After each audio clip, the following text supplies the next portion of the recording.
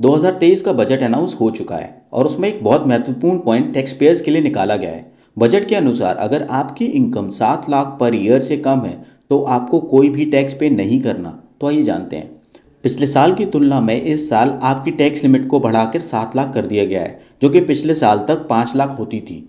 इसका मतलब यह है कि आपको 7 लाख तक कोई भी टैक्स पे नहीं करना। हालांकि नए टैक्स रिगिम में यह भी बोला गया है कि अगर आपकी इनकम 6 लाख से 9 लाख के बीच में है तो आपको 10% का इनकम टैक्स भी पे करना है। तो फिर ये कन्फ्यूजन कहाँ है, आइए जानते हैं। मान के चलिए आपकी इनकम 7 लाख सालाना है। इसका मतलब ये है कि पहले 3 लाख तक आपको कोई भी टैक्स नहीं देना। 0 से लेके 3 के स्लैब में जितने भी लोग फॉल करते हैं उनको ज़ीरो टैक्स पे करना है। और अगर आप 3 लाख से 6 लाख के ब्रैकेट में फॉल करते हैं तो आपको 5% का टैक्स देना पड़ेगा। वहीं अगर आपकी इनकम 1 लाख रुपए ऊपर निकल जाती है, यानी कि आप 6 लाख से 9 लाख के स्लैब में फॉल करते हैं, तो आपको 10% का टैक्स पे करना पड़ेगा। इसका मतलब ये हुआ कि अगर आप 3 लाख से ऊपर की इनकम में फॉल करते हैं, यानी कि 3 से 6 लाख में, तो आपको 5% की टैक्स लायबिलिटी बनती है और आपको 15,000 रुपये टैक्स पे करना पड़ेगा।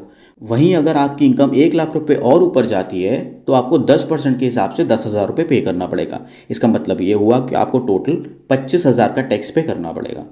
पर मज़े की बात यह है कि आपको ये सारा ही टैक्स रिफंड हो जाएगा, यानी कि आपको एक भी रुपया टैक्स पे नहीं करना पड़ेगा।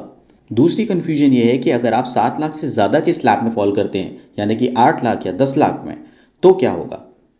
इस कंडीशन में आपको कोई भी रिफंड नहीं मिलेगा एज पर न्यू टैक्स रेगिम।